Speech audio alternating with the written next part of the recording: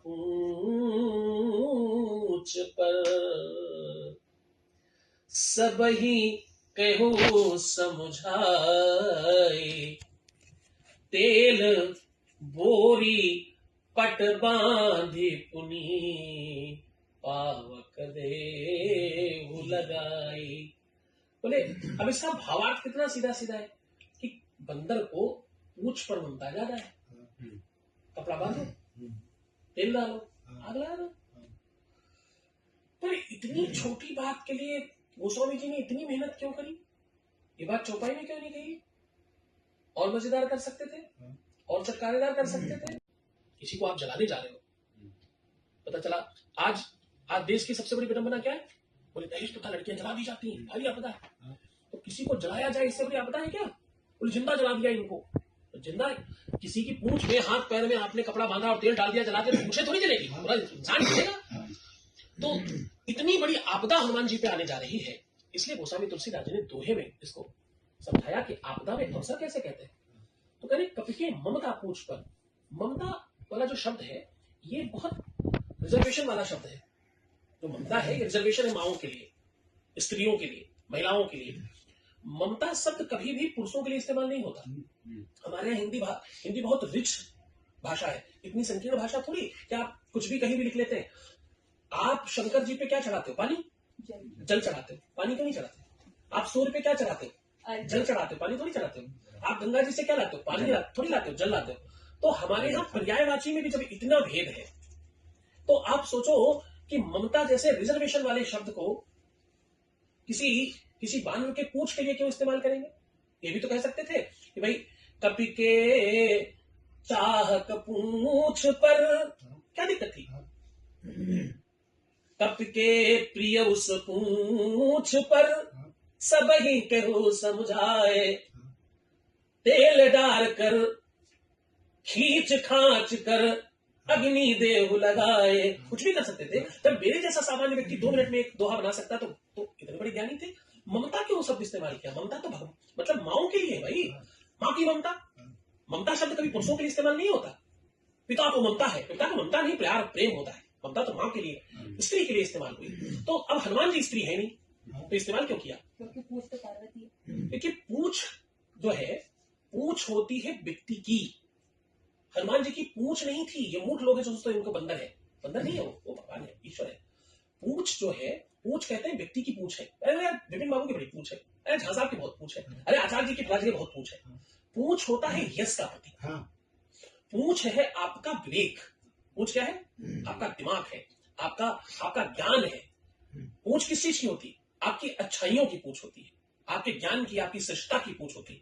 आज हम सब मोदी जी की जय जयकार कर रहे हैं, तो मोदी जी कौन? मोदी जी कोई इंसान है क्या? एक विचार है, एक सोच है, उनका ज्ञान है, उस बात की पूछ है उनकी। तो पूछ जो है वो ज्ञान है, वो आपका विवेक है। और सूत्र कहता है विनाश काले विपरीत बुद्धि। विनाश काले, भविष्य में जब कोई चीज खराब होने वाली होती है तो सबसे पहले जो चीज खराब होती है उसका नाम क्या है? बुद्धि।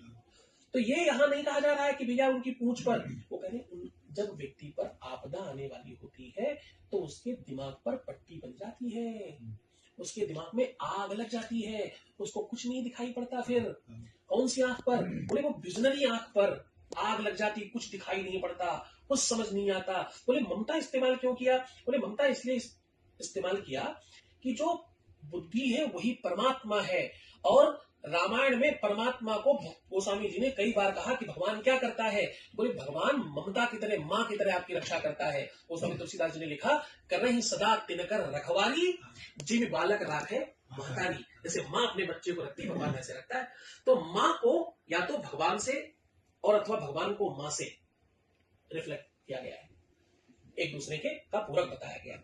तो गोस्वामी जी यहाँ ये कहना चाहते हैं कि जब किसी व्यक्ति पर आपदा आती है तो मानो उसके आंख के ऊपर पट्टी बन जाती है, उसकी बुद्धि में आग लग जाती है, उसको कुछ समझ नहीं आता। विनाश काले विपरीत बुद्धि, बुद्धि पहले खत्म हो जाएगी।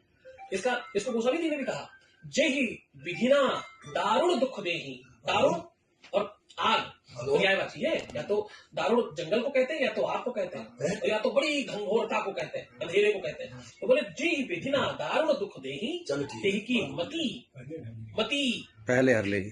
दुख का कारण ही मति है। मति अगर नहीं बिगड़ पाई तो दुख आएगा ही नहीं। What is the meaning of दुख? कुछ नहीं।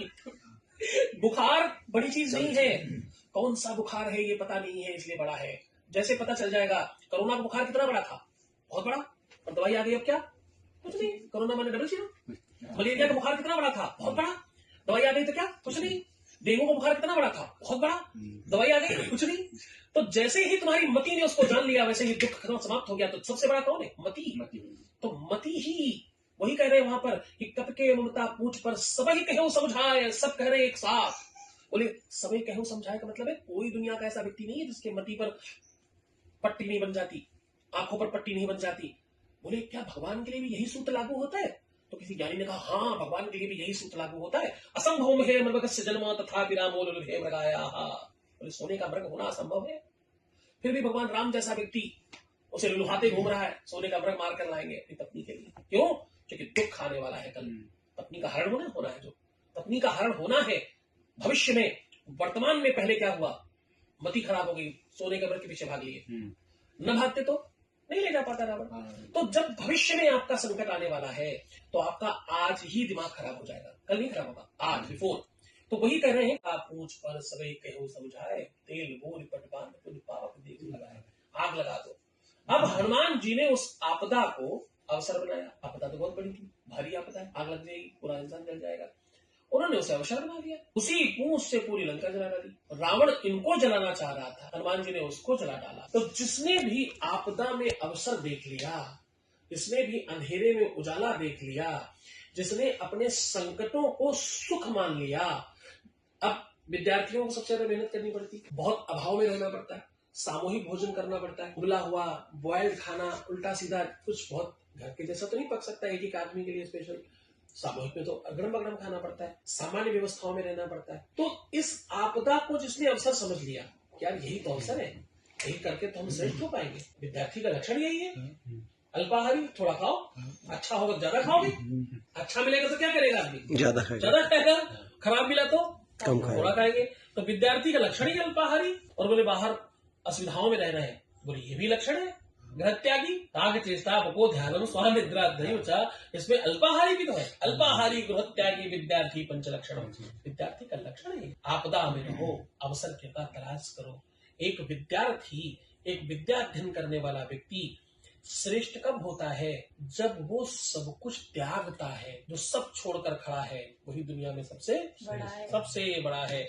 भगवान राम चौथे पन में राजा दशरथ के यहाँ पैदा हुए, तो होना क्या चाहिए था कि बुढ़ापे में बच्चे मिले तो गुरुकुल घर में ही खोलेंगे, एक महिला और बनवाओ, एक कनक भवन महल बना है, एक असरफी महल बना है, एक डायमंड महल बना है, तो एक गुरुकुल महल भी बन जाता। राजा दशरथ के लिए कौन सा दिक्कत थी? एक कोने में महल बना दिया जाता, सबके लिए, सब बच्चे उसी में पढ़ेंगे, उसी में राम भी पढ़ेंगे। लेकिन ऐसा नहीं, चौथे पन में बच्चा पाया, बच्चों के प्रति लालसा, लालन, उनके प्रति प्रेम, स्नेह, वात्सल्य, ममता खूब थी माँ बाप की, लेकिन उसके बावजूद बच्चों को कहाँ भेजा? गुरुकुल भेज दिया। क्योंकि घर त्यागी होना चाहिए। अगर किसी भी शिक्षार्थी को, विद्यार्थी को, बच्चे को हमने ज्यादा सुविधाएं दे दी, प्रभाव बढ़ा दिया, तो प्रभाव किस बात को जन्म देता है? अभाव को। और अभाव किस बात को जन्म देता है? प्रभाव को। इसलिए विद्यार्थियों को अभाव में रखना, जितना अभाव हो सकता हो।